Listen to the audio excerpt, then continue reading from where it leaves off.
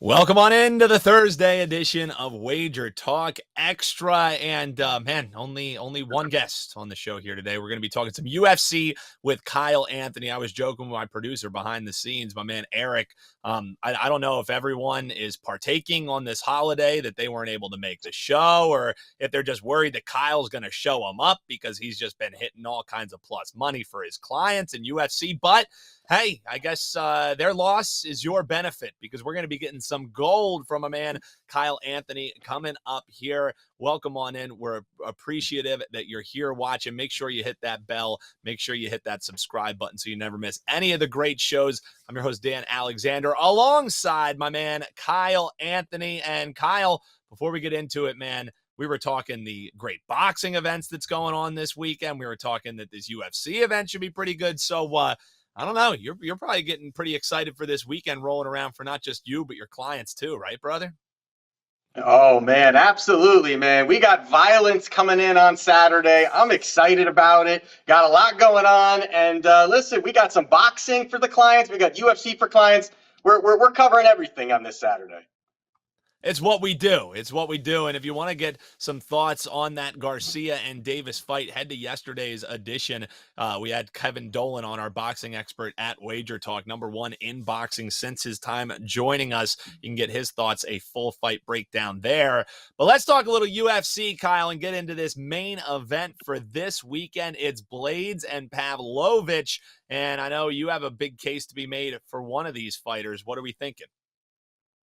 Yeah, so you got Curtis Blaydes -165 in this spot. The comeback with Pavlovich +140. Now, the one thing you got to talk about when you're looking at this fight is going to be Sergei Pavlovich's power. Guy has 17 victories, 14 of them coming in the first round by knockout, 5-1 since entering the UFC. But the one thing that really showed a clear vulnerability was his debut against Alistair Overeem. Against Overeem, he went out there, got taken down. Overeem is a striker, was taken down, mauled, ended up losing that first round. Now, after that, he had 5 straight UFC fights where he only had to defend one takedown.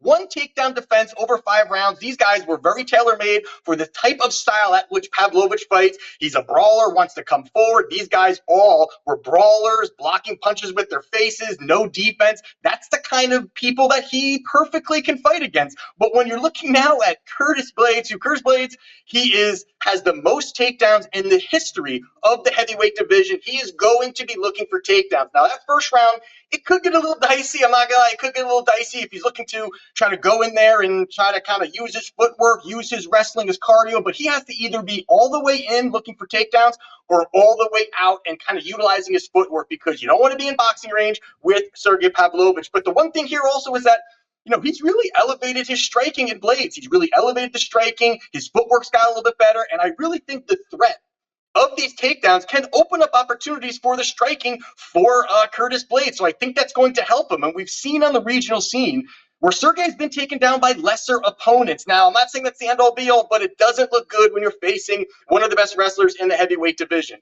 Also, strength of schedule. You got to look at that as well, too. And boy, all Blaydes. Blaydes has fought the top of the heap compared to guys that Sergei Pavlovich has fought. And the other thing, if you want to question it at all, I guess, people are trying to question the durability of Blaydes, and I don't.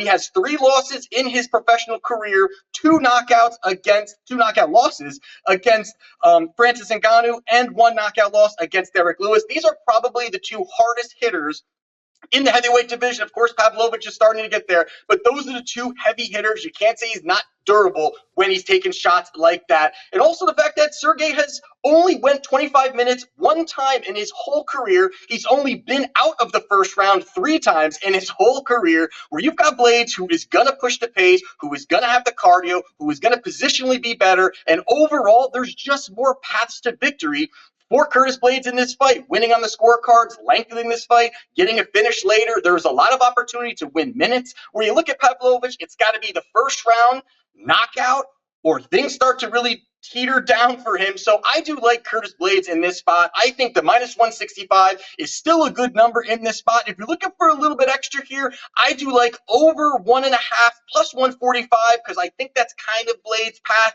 But overall, I do like Curtis Blaydes -165 to get the job done.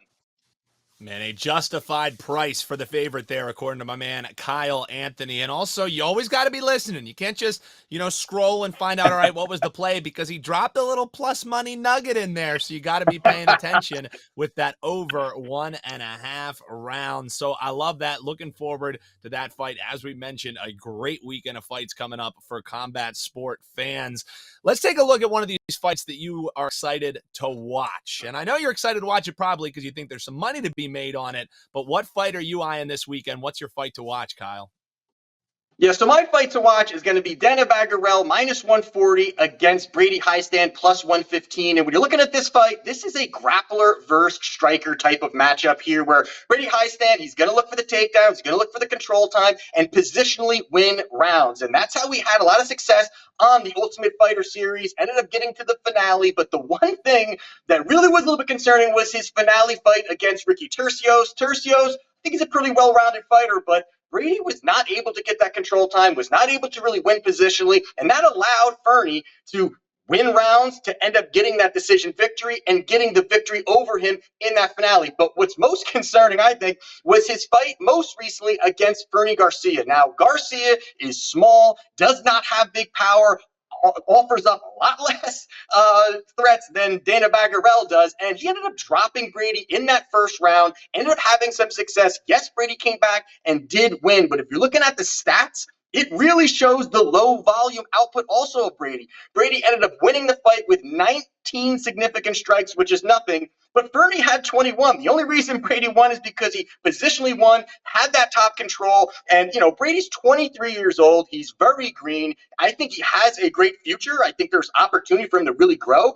But he's young, and I just think there's a lot of expectations for him. I think his striking seems a little herky-jerky. He can be hit. His defense is very lackluster. So a guy like Batgerel, who's going to have big-time power, that's going to be a little bit interesting because he's a one-dimensional fighter. He has to have these takedowns in order to have success against Batgerel. And also Batgerel on that side, he's a heavy hitter. He's got the striking. But I love the fact that he moved over to Fight Ready gym because that gym is perfect for working on wrestling, working on your cardio, working on your grappling. It's a perfect spot for him, and I think that does help him in this spot here. Also, the fact that Batgerel is big for the division, I think he'll have the strength advantage in the clinch, be able to get distance, and at any point land the big shot. So I do like Danaa Batgerel here. I think he has the power advantage, and I really think early in that first round where Hiestand is looking for these takedowns, I think he gets clipped, but I do like Danaa Batgerel minus 140. And if you're looking for a little bit more, like I always like to do, I like Danaa Batgerel via knockout plus 150. But let's get it done overall. Batgerel minus 140 to get the job done. Man, see, Kyle Underdog Anthony, even when he likes two favorites, he finds a way to find you some plus money. We'll circle back and see if those little sprinkles hit, but we're laying it with both of the favorites here in Blaydes and with Batgerel. So, Kyle, it's not only the free gold that you give out. I mean, as far as premium plays go, you are one of the best at WagerTalk. And when you're talking about season-long, year-long profits, and I know you got another little gift up for the folks because I think it's a fight pack that is just packed to the brim that you have posted up, and it's a nice low price, right? Yeah, man. $12.50. We got the 50% off this weekend, but I've got 5 plays right now that I like. One of them is going to be on the Ryan Garcia versus Tank Davis boxing match this weekend. Really love the spot that I do have. Take a look. I have a write-up there on that fight as well as some other ones here. So I got 5 plays, maybe a 6th, but we'll see. But right now, 5 locked in for clients.